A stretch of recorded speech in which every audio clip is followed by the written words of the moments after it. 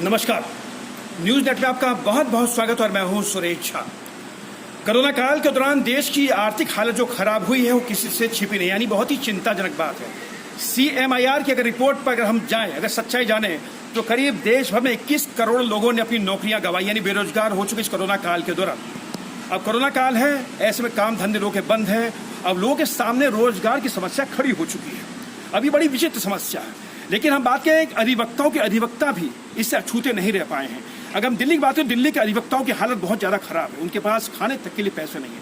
पिछले दिनों हमने आपको जो स्टोरी दिखाई थी जिसका अधिवक्ता राशन की लाइन में इस तरह खड़े थे, उनको देख के बड़ा ही एक चिंता लग रही थी कि देश का अधिवक्ता इस तरीके से हमारे लिए राशन की लाइनों में खड़े हैं। चलिए, बड़ी विडम्बना वाली बात है। देखिए, इसी दौरान कुछ अधिवक्ताओं ने सम्मानजनक जीने के लिए दिल्ली हाईकोर्ट में याचिका दायर की है, जिसमें उन्होंने कहा कि मिलॉर्ड, हमको अपने परिवार के साथ जीना है क्योंकि हमारे पास रोजगार नहीं है।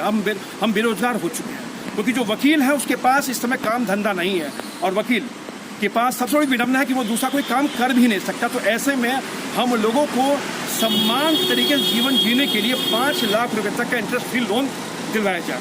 अब दिल्ली हाईकोर्ट के अंदर मामला आया है। दिल्ली हाईकोर्ट ने जवाब मांगा है।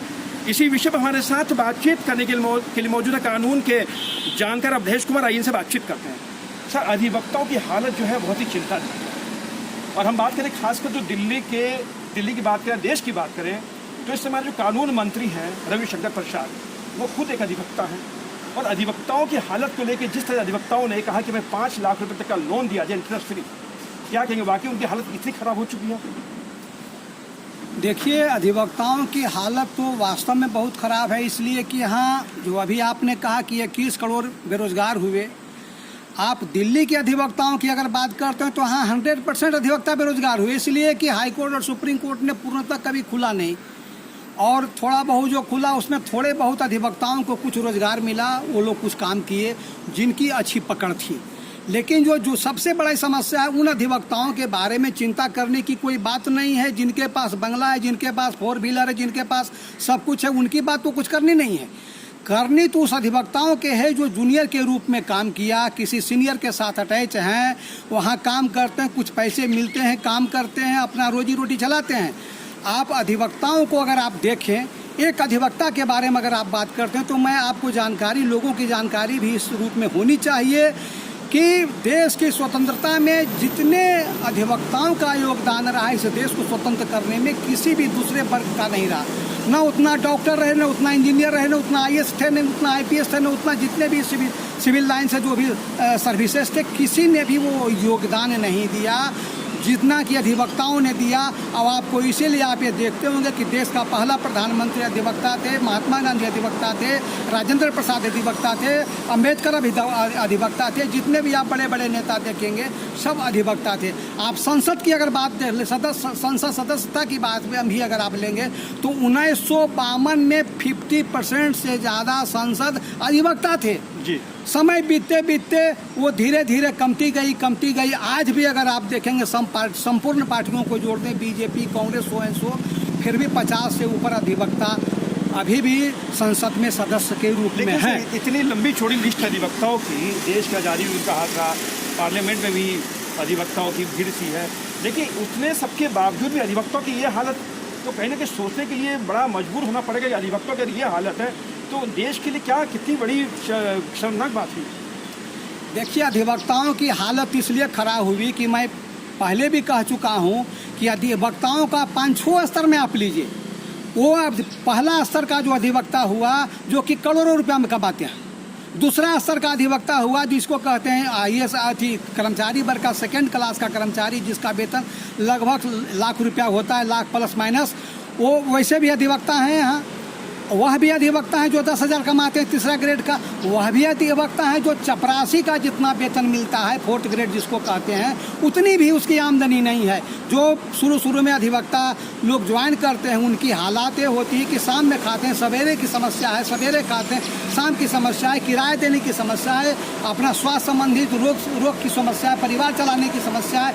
इन समस्याओं से जूझता है, वही व्यक्ति अधिवक्ता के रूप में आगे बढ़ता है तो वो ठीक ठाक होता है।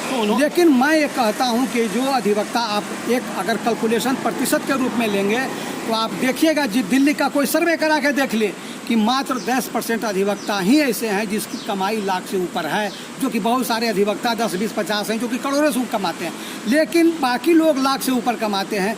लेकिन बाकी अधिवक्ताओं की अगर हालत आप 70%, 50% चला 40% को आप देख लेंगे, उसका असर आप देख लीजिएगा तो 4th ग्रेड कर्मचारी से भी बदतर तो उनकी सर उन्होंने है। जो डिमांड की है 5 लाख रुपए इंटरेस्ट फ्री, तो क्या आप भी इसका सपोर्ट करते हैं? एकदम इसका सपोर्ट करते हैं। हम तो कहते हैं कम मांग की गई, इसके ज़्यादा मांग होनी चाहिए, इसलिए कि अधिवक्ताओं के पास कुछ भी नहीं रहता है, एक बुद्धि बेचने के अलावा और कुछ नहीं है। एक कलम में एक बूंद स्याही और एक बुद्धि, आपकी बुद्धि बिकेगी आपका पेट चलेगा, आपकी बुद्धि ना बिकेगी आपका पेट नहीं चलेगा। कि अधिवक्ताओं को गुहार करनी पड़ी है अपने परिवार का खर्च चलाने, परिवार का भरण पोषण करने के लिए, तो क्या सरकार की जिम्मेदारी नहीं बनती इन सब चीज़ों को देखें? क्योंकि हमारे देश में जो कानून मंत्री खुद भी अधिवक्ता हैं, रविशंकर प्रसाद। देखिए, सबसे बड़ी बात यह है कि सारी समस्याओं का एक बहुत बड़ा पुंज बना लीजिए, कहीं रविशंकर जी के पास पहुंच जाए तो वो समस्या कहाँ सॉल्व होगा? ये समस्या शुरू से ही हल की जानी चाहिए थी, जो कि आज तक नहीं की बनानी चाहिए थी। हाँ, जो कि आज तक नहीं की गई है। लेकिन सवाल ये है कि हम ये 5 लाख रुपया अगर बिना सूद का सरकार देती है तो एक छोटी सी सहूलियत है, अधिवक्ताओं को मिलेगा और अधिवक्ताओं को हो सकता है कि उसको अपने आप सर्वाइव करने में कुछ मदद मिलेगी। दूसरी चीज़ मैं आपको बताता हूँ, अधिवक्ताओं का स्थिति मैं आपको उदाहरण के रूप में देगा, जो कि संपूर्ण दुनिया भारत देखी है कि अधिवक्ताओं का जो राशन मिल रहा था, देखते कि अधिवक्ता से किस रूप से धक्का मुक्का करके राशन का ले रहे थे। बताइए अधिवक्ता की क्या स्थिति है? ये दुनिया देख नहीं रही है, ये सरकार नहीं देख रही है, चाहे ये केजरीवाल नहीं देख रहे हैं। क्यों ऐसा कर रहे हैं? अधिवक्ताओं की स्थिति को क्यों नहीं समझ रहे हैं? उनको समझना चाहिए, यही मेरी मांग है। चलिए सर, आपका बहुत बहुत धन्यवाद। ये थे कानून के जानकार अवधेश कुमार सिंह जो हमारे साथ बातचीत कर रहे हैं। इनका भी कहना है कि अधिवक्ताओं ने जो डिमांड की है 5 लाख रुपए तक इंटरेस्ट फ्री लोन की, उनको मिलना चाहिए। लेकिन हम आपके सामने सबसे एक सवाल ये खड़ा करते हैं कि इतनी सरकारें आई, कितनी सरकारें चलेंगी, लेकिन आज तक किसी भी सरकार ने अधिवक्ताओं के लिए कोई ऐसी नीति नहीं बनाई जिसकी वजह से वो अपना भरण पोषण करने, सम्मान तरीके से जीवन जीने के लिए कोई ऐसी नीति होती शायद तो आज ये हालत नहीं होती। अधिवक्ताओं की जो हालत है वो इतनी दर्दनाक है कि देखते ही बनता है। राशन की लाइन में अधिवक्ता खड़ा हुआ था और अब अपने घर के खर्च को चलाने के लिए जिस तरीके से अधिवक्ताओं ने अब झोली फैलाई है, तो कहीं ना कहीं हमारे देश को इस पर ध्यान देने की जरूरत है।